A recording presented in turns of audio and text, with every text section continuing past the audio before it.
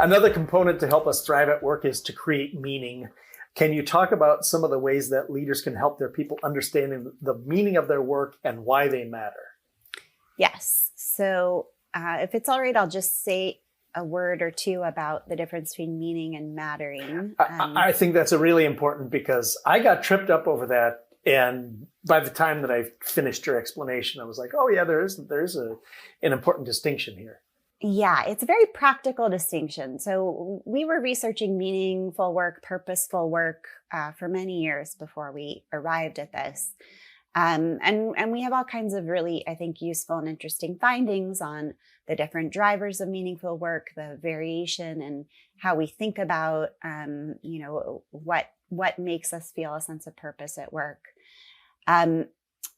The reality is that as a research construct, meaning is very flabby, to use a Marty word. So it can mean, in its most precise psychological operationalization by Michael Steger, a psychological researcher, it can mean comprehension, like meaning a broader sense of where you fit in the universe. It can mean significance, a sense of how important you are to the universe.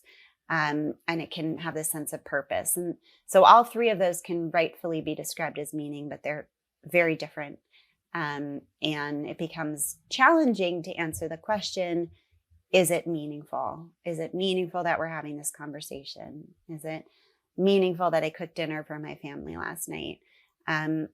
We use it to just mean such a wide variety of things. In the workplace in particular, a lot of managers and a good number of very senior leaders don't really feel comfortable talking about this idea of meaningful work in the way that we need them to for this to be effective. So meaning can carry a spiritual connotation.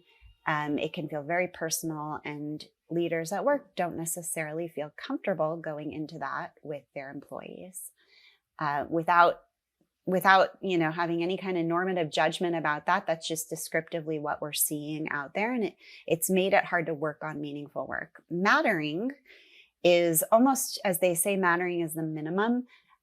It's the idea that it matters whether or not I get up and do my work, because there's a point to doing that work for other people in the office, for the customers, for the success of the business.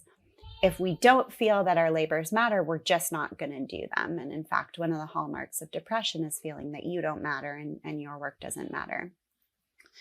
Everyone can agree that a manager should be able to explain to their employees why their work matters. And that is a core part of being a leader.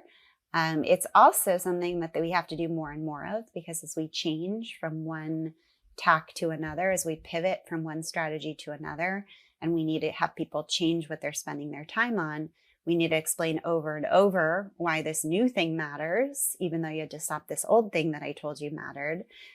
So it becomes a core part of being a manager today, is to be able to narrate mattering. The white water, as we call it, this sort of constant river of tomorrow that we're navigating all the time, is a place where mattering is in crisis every time we have to put aside one set of efforts and move on to another. And that language seems to be very universally accepted. People are latching onto it, and managers who are up for the very difficult task of leading in this environment are willing to accept that is a big part of what they need to do, and they're interested in learning how to do that.